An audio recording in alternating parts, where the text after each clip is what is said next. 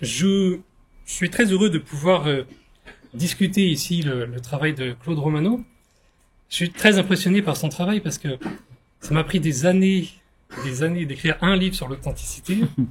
Et en 2 fois moins de temps, Claude Romano en écrit 3, qui sont d'une richesse impressionnante, tant en termes de panorama historique, parce que ça va de Homère jusqu'à aujourd'hui, que de richesse philosophique. Parce qu'on parle beaucoup de Heidegger et de Sartre, mais Claude Romano fait aussi référence à toute la philosophie anglo-saxonne. Il est aussi question de Frege, il est aussi question de Shoemaker, de Charles Lamore et de beaucoup d'autres philosophes américains. Donc, ça va beaucoup plus loin que simplement développer l'héritage de la phénoménologie. C'est utiliser tout ce qui se fait en philosophie contemporaine pour réfléchir à cette question de l'authenticité. Comme Claude Romano et comme Charles Taylor avant lui, j'essaye de donner des définitions un peu solides philosophiquement de cet idéal d'authenticité, avec la même idée que de toute manière on y est confronté, de toute manière on baigne dedans et tout le monde entend ces idéaux de être soi-même, devenir qui l'on est. Et donc il faut y faire face. Et j'ai commencé mon travail en étant inspiré par cette idée de Charles Taylor que, certes, l'idéal d'authenticité peut engendrer un culte du moi et des dérives narcissistes, mais peut-être que si on arrive à le formuler mieux philosophiquement, à montrer ses véritables enjeux et son véritable sens philosophique, ça permettra de lutter contre ces dérives, ça permettra de montrer l'inanité et la superficialité des interprétations de l'authenticité qui engendrent ensuite ces dérives narcissiques. Et dans ma conférence d'aujourd'hui, on parlait juste avant du problème du critère. Qu'est-ce qui nous permet de savoir si on est vraiment dans la résolution, dans l'authentique, dans le soi authentique ou pas? Je vais beaucoup développer ce problème du critère maintenant. Alors, je vais repartir de 2 idées du livre L'identité humaine en dialogue, qui me semblent particulièrement importantes et novatrices. Ensuite, je vais montrer quelques difficultés qui, selon moi, apparaissent dans cet ouvrage. Et je vais proposer une piste, c'est vraiment work in progress, pour essayer d'avancer sur cette question. Alors, les 2 idées que je vais développer, c'est premièrement la théorie de l'identité personnelle proposée par Claude Romano. L'idée que cette identité personnelle est relativement hétérogène et pluridimensionnelle. Alors, je vais peut-être faire quelques rappels sur l'ouvrage si tout le monde n'a pas parfaitement les idées en tête. Claude Romano change l'orientation du débat philosophique sur l'identité personnelle en essayant de nous faire sortir des débats sur l'identité numérique, comment identifier un individu et comment savoir si on demeure le même, enfin comment expliquer qu'on demeure le même au cours du temps, pour la réorienter sur la question de l'identité qualitative. Comment caractériser un individu? Principalement parce que c'est la question la plus importante dans la vie ordinaire. Notre question dans la vie ordinaire n'est pas de savoir est-ce que je parle à la même personne, y compris après un accident, après un événement marquant, mais qu'est-ce qui est arrivé à cette personne? On sait que c'est la même, mais la question c'est comment est-ce que cette personne existe maintenant, dans quel état est-ce qu'elle est? Et donc ça, c'est pas un problème d'identification, c'est un problème de caractérisation. Alors, parmi l'ensemble des caractéristiques d'un individu, il y en a plein qui n'ont aucun intérêt, le nombre de cheveux, et puis il y en a qui ont de l'importance pour expliquer le nombre exact de cheveux. Il y en a qui ont de l'importance pour comprendre le comportement et ce que Claude Romano va appeler l'arrière-fond motivationnel d'un individu. Et donc, Claude Romano explique qu'il y a 5 grandes dimensions dans l'identité pratique, des attributs morphologiques, des caractéristiques sociales, des caractéristiques morales et psychologiques, des aspects de la personnalité ou du caractère, et des déterminations biographiques. Et les 5 dimensions sont relativement hétérogènes. Ce qui est intéressant parce qu'en philosophie, on a souvent des théories qui vont au contraire développer une approche moniste ou réductionniste de l'identité. Dans la première partie du livre, Claude Romano explique que Descartes, Locke et plein d'autres après eux vont dire l'identité véritable, c'est l'ego, ou le self. Et l'identité humaine, c'est accidentel.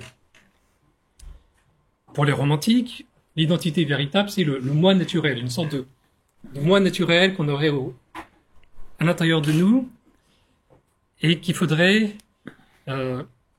exprimer contre une tendance à la conformité sociale. Et donc l'identité sociale serait accidentelle, serait pas importante. Au contraire, pour les théoriciens de l'interactionnisme symbolique, toute l'identité est sociale. Le moi est totalement socialement construit.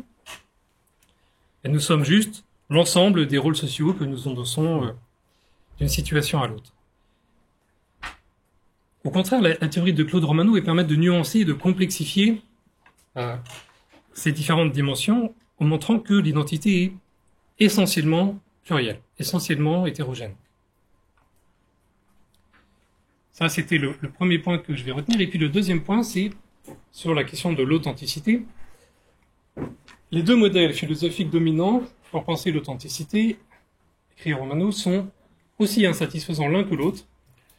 Et on pourrait même soutenir qu'ils passent tous les deux à côté du problème difficile de l'authenticité. Alors, pour rappel, la question de l'authenticité, c'est pas la même que la question de l'identité, même s'il y a des points communs. La question de l'identité personnelle, c'est qui suis-je? La question de l'authenticité rajoute un attribut, qui suis-je vraiment? Quel est mon véritable moi? Et donc, elle rajoute l'idée qu'il y aurait de vraies et de fausses identités, non pas au sens des romans d'espionnage, mais plutôt au sens des romans d'apprentissage. Alors, quelques rappels. Claude Romano montre que l'identité personnelle se réduit pas à un ensemble de rôles sociaux qu'on endosserait les uns après les autres. Elle ne se construit pas non plus uniquement en se racontant une histoire sur le mode de l'identité narrative développé par Ricoeur. Elle se construit aussi et surtout en prenant des engagements publics, en prenant des engagements devant autrui. Alors, ces engagements peuvent être explicites, comme lorsqu'on dit « je vous promets que je vais faire ça », mais ils peuvent aussi être implicites. Quand je deviens professeur de philosophie, par exemple, je m'engage implicitement à argumenter ce que je dis, à démontrer un intérêt pour le savoir, pour l'écriture, pour la lecture, etc. Et donc, ce sont ces engagements, principalement dans leur dimension sociale, du fait qu'ils sont pris devant témoins, devant autrui, qui vont donner une forme solide à mon identité. Nos engagements sociaux ne se bornent pas en effet à manifester à autrui qui nous sommes, écrit Romano, ils contribuent à donner forme à notre identité elle-même. En fait, avant de m'engager devant autrui, mon identité est un peu à l'état gazeux ou liquide, c'est fluctuant, ça change. Et à partir du moment où je m'engage formellement devant témoin, elle passe à l'état solide. Je me suis engagé devant des gens à faire ceci, et il va falloir que j'assume mes responsabilités et que je sois cohérent avec cet engagement.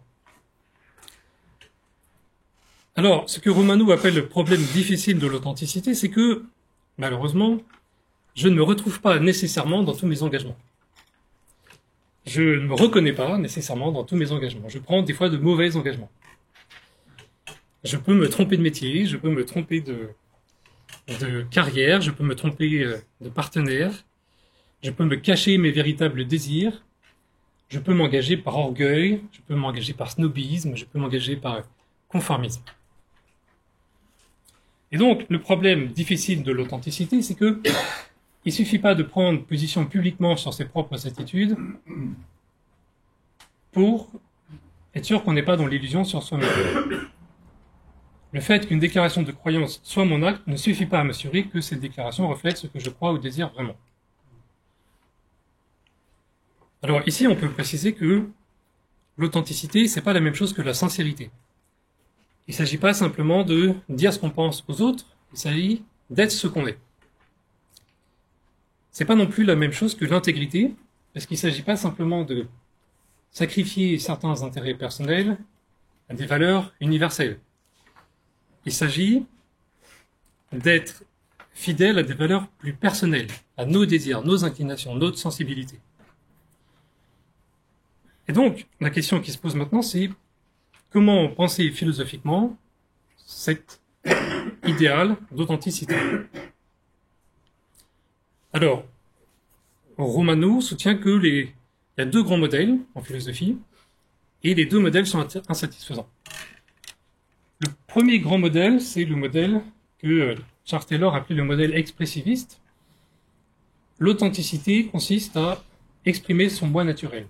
Donc, modèle qui remonte au romantisme. Chacun de nous a un moi naturel, original, singulier, et il faut parvenir à l'exprimer contre une certaine tendance à la conformité sociale.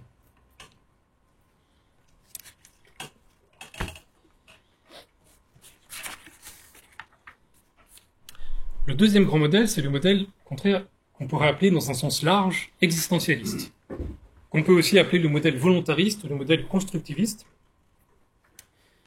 Et au sein de ce modèle, l'authenticité consiste plutôt à choisir le choix, comme disaient Kierkegaard et Heidegger, à être fidèle à ses engagements plutôt qu'à sa nature. Heidegger écrit par exemple, c'est dans le choix du choix que le Dasein se rend pour la première fois possible son pouvoir être authentique. Ça correspond aussi à la pensée de Sartre. La réflexion pure et authentique est un vouloir de ce que je veux. Alors, au sein de ce second modèle, il ne peut pas y avoir d'adéquation avec soi-même. En tous les cas, pas au sens d'une adéquation avec sa nature, puisque précisément, il n'y a pas de nature. Il n'y a que des engagements et de la résolution. Pour faire simple, le premier modèle a été repris et développé par Charles Taylor, notamment dans les sources du moi. Et le second modèle a été repris et travaillé par Charles Larmor, notamment dans les pratiques du moi. Mais ça va pas. Il n'y en a aucun qui marche. Pourquoi ? En fait, il manque la question de l'authenticité de manière différente. Le problème du modèle volontariste, existentialiste, constructiviste, c'est que nous sommes intégralement définis par nos engagements, par nos choix. Mais, par conséquent, on ne voit pas comment ces engagements pourraient me correspondre ou non. Comment je pourrais me reconnaître ou non dans ces engagements, parce que ce que je suis est uniquement défini par mes engagements antérieurs. Donc, la question devient vide de sens. Je ne peux pas m'être trompé de carrière, je ne peux pas me cacher mes désirs. Je décide de ma carrière, je décide de mes désirs, et c'est tout. Si n'importe quel engagement est authentique du seul fait d'être notre engagement, explique Romano, le problème de l'authenticité, avec sa double idée d'ajustement à soi et d'épanouissement de ses propres inclinations, est purement et simplement escamoté.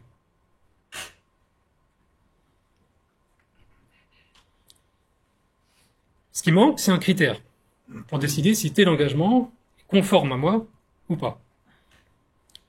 Et l'unique critère qu'on a au sein de ce modèle, c'est de savoir si tel engagement est cohérent avec un engagement antérieur.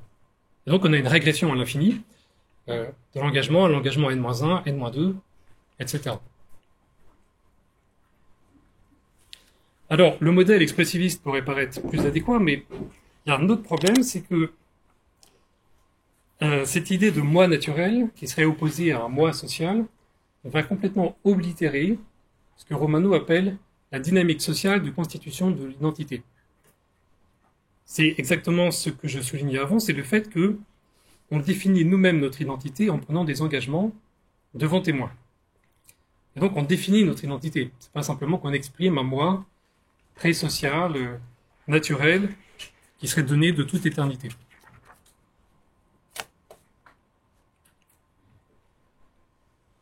Donc, le modèle expressiviste, le seul critère qu'il aurait pour dire si un engagement est conforme à ma nature ou pas, c'est de dire est-ce qu'il est conforme à ce moi un peu énigmatique, ce moi naturel, ce noyau dur que j'aurais au fond de moi, et dont on ne voit pas très bien finalement ce que ce serait.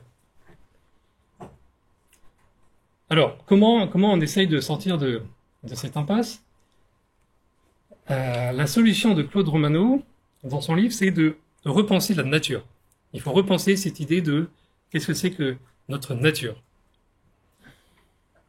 Et donc, Claude Romano écrit, s'il faut parler d'une nature particulière de chacun, ce n'est pas au sens d'une nature immuable et donnée, mais c'est plutôt au sens qui se rapproche de la physis grecque, c'est-à-dire un ensemble de tendances relevant de notre spontanéité pré-réflexive, mais susceptible de varier au cours du temps.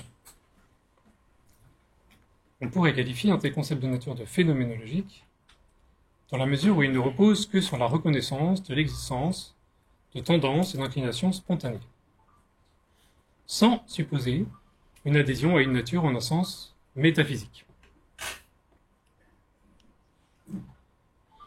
Et donc, cela rendrait possible l'adhésion à un expressivisme plus nuancé, plus fin, qui intégrerait aussi le fait que notre nature est déterminée socialement.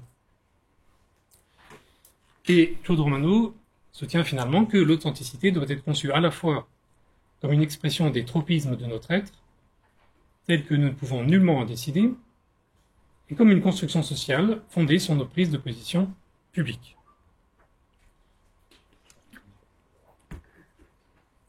Alors, je suis tout à fait d'accord avec Claude Romano, d'autant plus que j'étais moi-même arrivé à des conclusions assez similaires dans mon ouvrage sur Taylor et Larmor. La bonne théorie de l'authenticité, ça doit être une troisième voie entre, d'un côté, une sorte d'existentialisme constructiviste que je retrouvais chez Charles Larmor, et un expressivisme qui risque toujours de devenir un peu essentialiste, ce qui était plutôt le problème de la philosophie de Charles Taylor. Bon, c'est des questions compliquées, et il me semble que malheureusement, la théorie de Romano présente malgré tout quelques difficultés. Malheureusement, mais aussi heureusement, parce que comme ça on peut continuer la discussion, sinon ça serait un peu triste, ça serait fini. Alors, je vais essayer d'expliquer ce que j'identifie comme 3 difficultés. Puis après, je vais présenter la piste que je me propose de développer, mais je demande toute votre indulgence, c'est vraiment un travail en cours, et je suis preneur de références si vous avez des idées. Premier problème. Le premier problème concerne ce que Romano appelle la dynamique sociale de constitution de notre être. Je suis constitué par les engagements que je prends devant autrui. Les engagements publics. Ces engagements vont déterminer, stabiliser, solidifier mon identité. Mais le problème, c'est même si mon identité est sociale, même si ces engagements sont publics, elle demeure déterminée par des engagements antérieurs. Dès lors, comment peut-on, sur cette base, distinguer entre, le problème ne fait que revenir, entre des engagements authentiques, qu'ils soient publics ou non, et des engagements simplement cohérents avec les engagements antérieurs? Si on en reste là, la théorie de Claude Romano ressemble à la théorie de Charles Larmor, avec la dimension supplémentaire que les engagements les plus importants sont publics. Alors que chez Charles Larmor, l'engagement est plus privé, plus universel. Mais on a toujours notre problème de régression à l'infini. Mon engagement est simplement cohérent avec un engagement antérieur. Et ce problème est bien présent, par exemple, dans cette citation.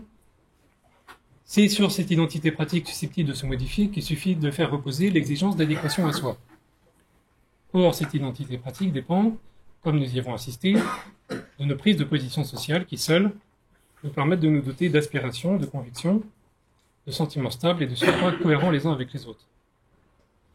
La cohérence n'étant pas seulement une norme logique et épistémique, mais aussi une norme sociale, liée au fait que nous voulons pouvoir compter sur les autres et attendons d'eux qu'ils se conduisent de manière relativement prévisible. Et donc, la norme sociale va plutôt m'encourager à être cohérent avec mes engagements antérieurs, plus qu'à être cohérent avec ma propre nature. Alors, la solution, c'est la nature au sens phénoménologique. J'essaie de prendre des engagements en adéquation avec ce que j'identifie comme mes inclinations, ma sensibilité, mes désirs. Alors, problème numéro 2, si la nature phénoménologique est précisément ce qui échappe à la construction sociale de mon identité, en quoi est-ce qu'elle diffère de la nature au sens expressiviste? On retombe dans une opposition entre la nature et le moi social.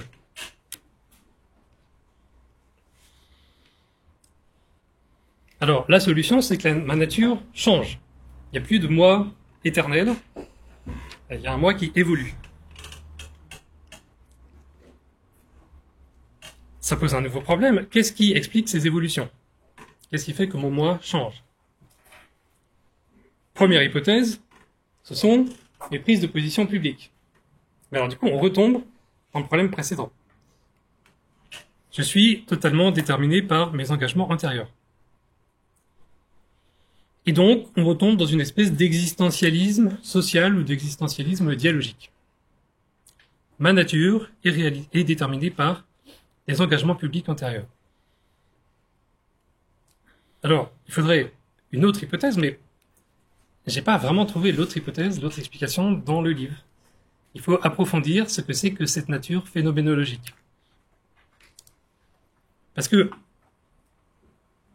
quand même, si on dit la nature phénoménologique, ce sont nos désirs, nos inclinations, notre sensibilité qui évoluent au cours du temps, on a un peu l'impression de tomber dans un expressivisme un peu flottant, un peu mystérieux. Être authentique, c'est prendre des engagements conformes à sa nature, et cette nature évolue. Mais ça ne permet pas d'expliquer ce que Claude Romano lui-même appelle les désirs profonds. Il y a un ouvrage qui a été dirigé par Claude Romano sur la philosophie de Charles Darmore, où justement il explique que on a différentes sortes de désirs, et il y a différents niveaux de profondeur dans les désirs.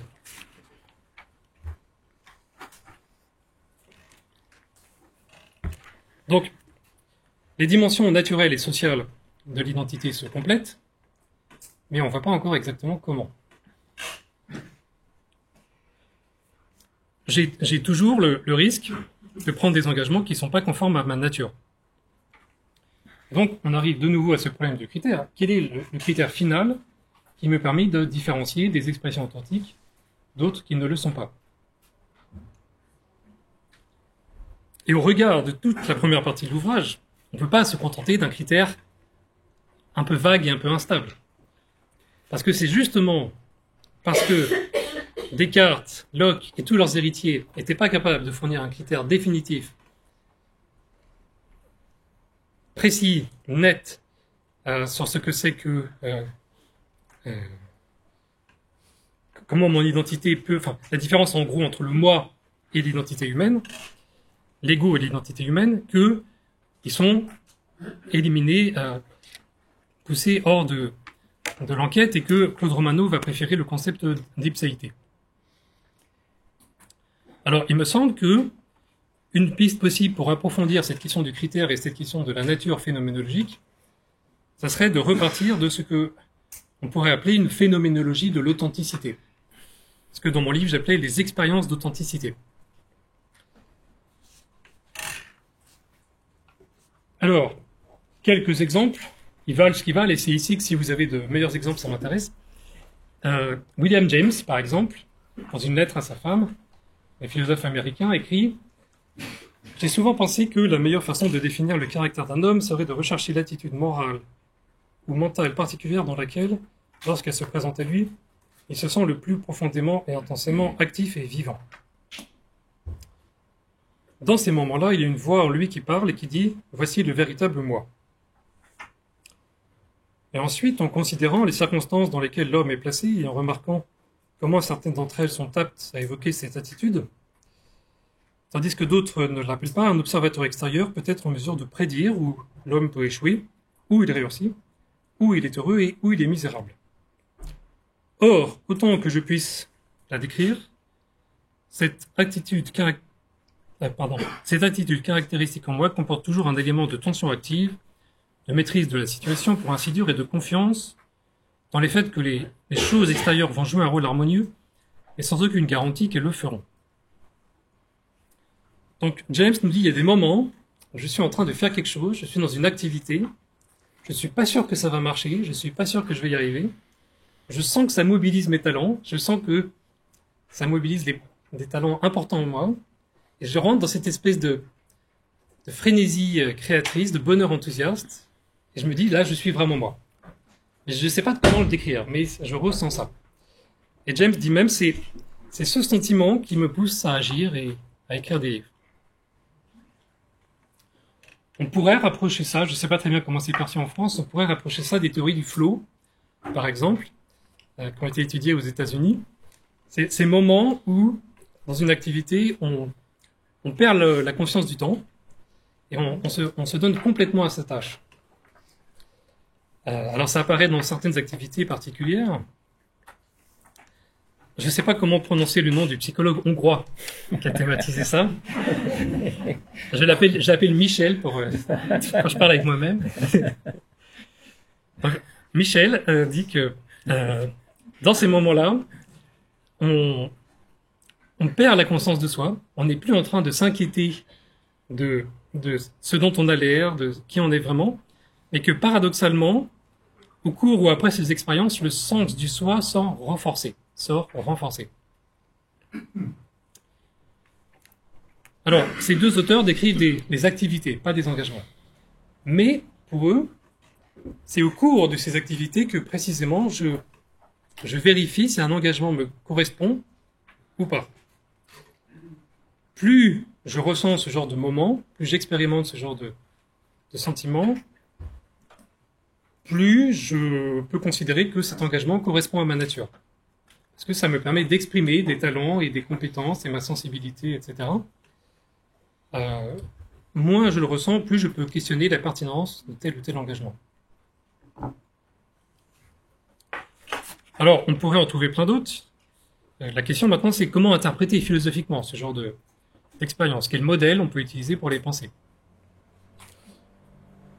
On ne peut pas dire que c'est l'expression de mon moi naturel parce qu'on a rejeté l'expressivisme classique. On ne peut pas dire que c'est l'expression de ma résolution parce qu'on a rejeté l'existentialisme classique. Alors, comment on peut les caractériser? Peut-être, ce qui est intéressant, c'est que dans ces moments-là, les auteurs décrivent souvent un sentiment d'unification. Dans la vie ordinaire, je suis souvent dispersé, distrait. Et dans une expérience de flow, par exemple, je suis entièrement à ma tâche, entièrement unifié. Alors la question, c'est qu'est-ce qui est unifié? Qu'est-ce qu'on unifie? Et l'hypothèse que je me propose de développer, ça serait que justement, ce qui est unifié, ce sont les différentes composantes de l'identité pratique thématisée par Claude Romano, qui s'alignent pas toujours, mais qui ici s'aligneraient plus ou moins. Alors on n'est jamais dans le 100%, mais on est dans un alignement plutôt favorable de mes attributs morphologiques, mes caractéristiques sociales, morales, psychologiques, certains aspects de ma personnalité, certaines déterminations biographiques. Cet alignement est jamais parfait, il est toujours ponctuel. Et ça permet d'expliquer le côté un peu changeant, un peu fluctuant de la nature phénoménologique. Il n'y a que des alignements mineurs, il n'y a que des alignements imparfaits. Alors, suivant quel modèle on peut penser cet alignement, il y en aurait plusieurs, qui sont d'ailleurs développés par Claude Romano lui-même dans l'ouvrage suivant, dans le chapitre sur Nietzsche. Il y a le modèle très classique qui remonte à Platon, Aristote, Augustin. J'unifie mon moi intérieur, j'unifie différentes composantes en moi, comme typiquement dans l'alliage je vais trop vite. Oui, ce que je voulais dire avant de dire ça, c'était que cependant la limite de ce modèle, c'est que pour Platon, pour Aristote et pour beaucoup d'autres, il faut que cette unification ait lieu sous l'égide de la raison. C'est la raison qui commande et qui va unifier, qui va commander, qui va permettre de maîtriser, comme dans l'attelage du Phèdre avec la raison qui dirige le désir et le courage. Une autre différence, c'est que dans ce genre d'expérience, ce qui est décrit, c'est pas la maîtrise de soi. C'est la maîtrise d'une activité.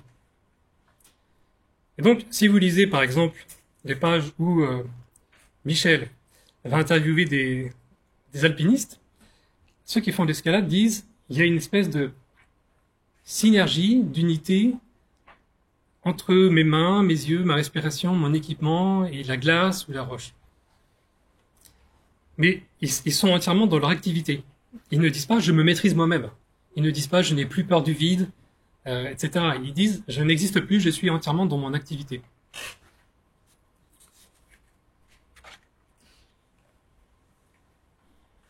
Alors, juste une petite remarque en passant. Si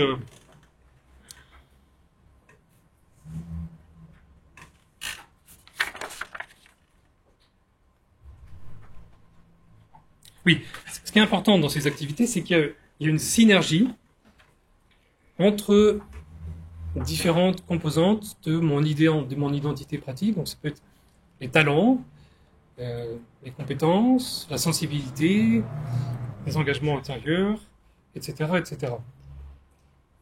Mais le point le plus important n'est pas que tout ça ait lieu sous l'égide de la raison. Ce qui est important, c'est que ça fonctionne bien ensemble. Une des conséquences, c'est que il pourrait y avoir une authenticité dans le mal, pour le coup. Si être vraiment soi-même, c'est l'authenticité c'est la synergie de mes différents talents, rien ne me garantit que ça va se réaliser dans une activité légale ou morale. J'en pensais au professeur de chimie dans Breaking Bad, pour ceux qui regardaient ce genre de série. Il se découvre de véritables talents pour une activité qui est questionnable moralement, par exemple.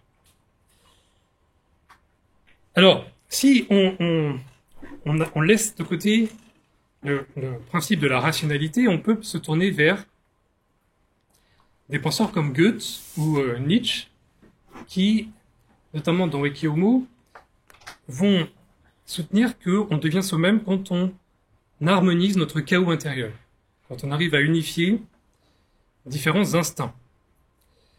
Et chez Nietzsche, ça va se passer sous l'égide non plus de la raison, mais sous l'égide d'un instinct dominant, qui va prendre le contrôle. Et donc, Nietzsche, c'est un modèle intéressant parce qu'il va souligner la dimension hétéroclite de ces différents instincts qui vont, à un moment donné, s'harmoniser. Il écrit ainsi que l'on devienne ce qu'on est suppose que l'on ne se doute pas du tout, le moins du monde, de ce qu'on est. De ce point de vue, les méprises mêmes de l'existence ont leur sens et leur valeur propre, tout comme les chemins détournés et les écarts du chemin épisodique, les hésitations, les pudeurs, le sérieux des pensées à des tâches qui se trouvent au-delà de la tâche. Entre-temps, ne cesse de croître en profondeur l'idée organisatrice, appelée à la maîtrise. Elle commence à ordonner, lentement elle ramène hors des chemins détournés et écartés. Elle prépare des qualités et des capacités séparées qui, un jour, se révéleront indispensables comme moyen du tout. Elle façonne, tour à tour, toutes les facultés servantes, avant même de laisser transpirer quoi que ce soit de la tâche dominante, du but, de la fin, du sens. Je ne sais pas de combien de temps je peux parler encore. Il est quelle heure? 12h14. Ce serait bien de garder un peu de temps pour la discussion. 5 minutes, c'est bon, 5 minutes. Ok. Donc, là, on a un modèle qui est plus rationaliste. Il ne s'agit pas de unifier, harmoniser différentes tendances sous l'égide de la raison.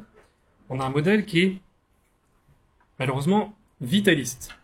C'est un instinct qui va, en fait, sans même qu'on soit concerté, sans même que ça dépende de notre volonté, ce qui pose problème si on veut faire du projet d'être soi-même un projet, sans même qu'on décide, qui va organiser nos différents instants. Alors, si on essaye de sortir à la fois du rationalisme et du vitalisme, qu'est-ce qu'on peut proposer comme modèle? Eh bien, la piste que j'explore, c'est que s'il n'existe pas de moi naturel, donné d'avance, si notre identité pratique est construite à partir de matériaux complètement hétéroclites, désir, tendance, valeur, talent, biographie, imitation, identification, influences diverses et variées, alors l'authenticité ne relève ni de l'expression, ni de la résolution, elle relève d'un art de la composition. Comment j'arrive à composer composer ces différents matériaux hétéroclites.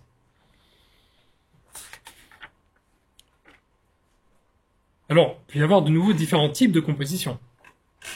Il y a la composition au sens le plus noble, il y a la composition artistique. Dans ces cas-là, ça nous renverrait à l'idée de faire de sa vie une œuvre d'art. Il y a une alternative un peu moins noble historiquement, mais qui est développée dans certains travaux philosophiques contemporains, le modèle du bricolage, le modèle du recyclage. Quelque part, c'est proche de Nietzsche. Quand Nietzsche explique que si je suis un philosophe exceptionnel, c'est parce que j'ai commencé par me tromper de carrière en faisant de la philologie, puis que je me suis fâché avec mon meilleur ami qui s'appelait Wagner, puis que j'ai eu des graves problèmes de santé, que je ne voyais plus bien et que j'ai dû abandonner mon poste, puis que j'aime beaucoup la randonnée en montagne, ça semble renvoyer à cette idée je vais bricoler avec les expériences que j'ai accumulées pour composer quelque chose d'exceptionnel philosophiquement. Et puis, il y aurait un troisième modèle, peut-être, qu'on pourrait reprendre, ce serait le modèle des matériaux composites. Donc on s'inspirerait du génie des matériaux. Il n'y a pas très longtemps, il y avait des gens qui s'inspiraient du génie des matériaux pour développer le modèle de la résilience. Là, on pourrait dire l'authenticité composite, ça serait l'art de faire quelque chose avec des matériaux hétéroclites, mais le propre d'un matériau composite, c'est qu'il a de meilleures performances, de meilleure qualité qu'un matériau, du bois massif par exemple, un matériau simple. Par exemple, on fait des charpentes en bois lamellé collé parce que c'est plus solide, c'est mieux que du bois massif. On fait des couteaux au Japon notamment avec plein de couches de métaux différentes parce que le couteau est de bien meilleure qualité si on mélange plein d'aciers différents. Il y a même des couteaux avec 67 plis d'acier que si on fait un couteau avec un seul acier. Et donc, ça serait l'idée que plutôt que de rechercher un moi naturel, plutôt que de définir l'authenticité en termes de simplicité, d'originalité, de retrouver le noyau premier, il faudrait aller dans le sens des matériaux composites. Ce serait un art de créer quelque chose de mieux que du bois massif en composant des matériaux hétéroclites. Donc évidemment, ça sonne comme un oxymore. Parce que normalement, un matériau authentique, c'est du bois massif, c'est pas du bois lamellé collé. Mais peut-être que ça serait un modèle prometteur. Ça irait aussi clairement contre le modèle de sculpter sa propre statue en éliminant tout ce qui est pas étranger. Ça irait contre la recherche du propre. Il ne s'agit plus de trouver le propre, il s'agit de penser l'appropriation, ma capacité à m'approprier différents éléments de ma vie complètement hétéroclites. Et puis, juste le dernier point, on pourrait envisager de hiérarchiser les expériences de flow. Quand j'ai une expérience comme ça d'unité intérieure simplement en jouant aux échecs, on pourrait dire que c'est très particulier, c'est très spécialisé, donc il n'y a pas beaucoup de composition. Si j'ai une expérience de flow en enseignant, pour le coup, ça fait appel à beaucoup plus d'aspects complexes de ma personnalité. Donc peut-être qu'il y aurait des expériences plus ou moins révélatrices, qui seraient plus ou moins importantes si on cherche un critère pour savoir quel engagement me correspond vraiment et quel autre relève simplement du conformisme. Voilà. Merci.